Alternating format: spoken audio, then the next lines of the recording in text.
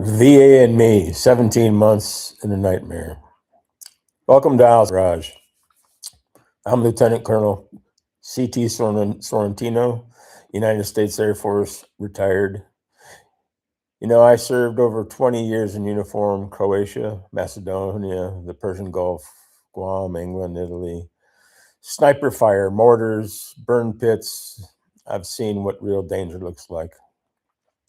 And I never thought I'd say this, but some of the hardest battles I've fought haven't been on foreign soil. They've been right here inside the United States, inside the Veterans Health Administration. I am a 100% disabled combat veteran, and for the past 17 months, I've been stuck in the VA system, trying to get help for long COVID, neurological problems, chronic respiratory issues, and a laundry list of symptoms that have upended my life. I flew here from Portugal in August of 2024 asking for answers. What I got instead were excuses. The VA couldn't or wouldn't give me a diagnosis. They passed me around from clinic to clinic like a hot potato. Each new doctor acted like the last one had never existed and looked at me like I had a dick growing out of my forehead. Then came the kicker, the diagnosis that was not relevant at all, somatic symptom disorder, which is bureaucratic code for we think it's all in your head, asshole. Imagine that. After decades of service, exposure to combat stress, toxic air, and explosions, the great VA solution was to gaslight me into thinking I was imagining my own suffering. That's their modern playbook. When they can't fix you, they blame you. When they can't diagnose you, they pathologize you. And when you demand accountability, they label you difficult. I started calling out what I saw: unprofessional behavior, missed diagnoses, doctors more worried about the political correctness and trauma-informed buzzwords than actually doing their damn jobs. I said it, they were incompetent and woke and uninterested. That's when the retaliation began. First came the warnings. I was told my tone was unacceptable. Then the Vancouver VA threatened to restrict my secure messaging, my only reliable way to communicate about appointments and test results. Then I was flagged as a disruptive patient. You know what that means? It means they tag your records so every provider who opens your file sees a red flag, a warning that says essentially, be careful with this one, he's trouble.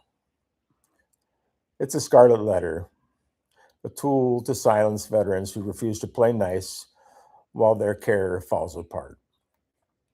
They didn't bother asking why my tone was quote unquote inappropriate or why my behavior had suddenly changed, like many things in my life. I'm sick. My fucking brain doesn't work, assholes. But they forgot who they were talking to. I didn't spend 2 decades leading thousands of airmen, 26 months in combat, to be intimidated by a government employee with a clipboard. I earned my right to speak the truth, and if the truth makes them uncomfortable, then that's their problem, not mine. Let's be clear. I wasn't asking for miracles. I was asking for medicine. 17 months, no clear diagnosis. No rational diagnosis, I should say. Somatic symptom disorder is not a diagnosis. Since I've gotten health care in the private sector, within the last month and a half, I've received 4 diagnoses: long COVID, mast cell activation syndrome, ME/CFS, chronic fatigue syndrome, and myencephalitis or something. And the OHSU long COVID clinic, the head of that just saw me and diagnosed me with dysautonomia. Okay, so yeah, No diagnosis. Oh, no clear diagnosis at the VA. And along with that goes no consistent treatment plan, just circular referrals, dismissive notes, and bureaucratic cover your ass behavior from people who should know better. So did I always, I did as I have always done with the system breaks down. I documented everything, every email, every note, every contradiction. And I filed a complaint with the VA Office of the Inspector General.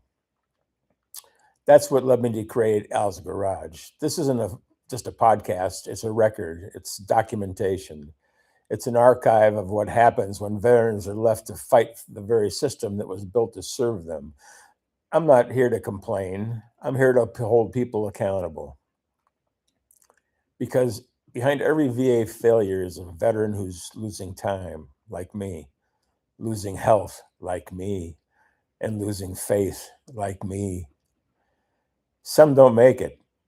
Many give up. Some die waiting for care. God knows I've come close several times to giving up in the last 17 months. 22 veterans a day kill themselves. I think it's much higher than that. I think the VA is playing down those numbers because after what I've seen, 22 a day doesn't cut it. But now I know why and for what. Because a few overpaid bureaucrats are more worried about being woke than being competent. They say I'm difficult.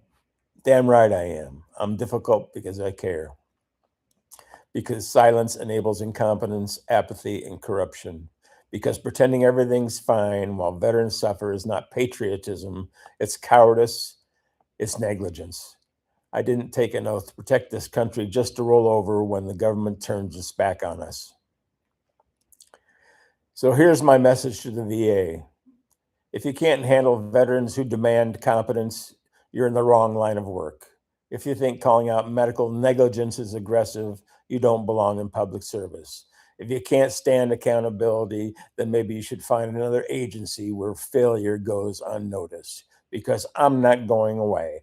I am not backing down, and I will never stop speaking up for myself, for my brothers and sisters in arms, and for every veteran trapped in this same broken system. See you next time.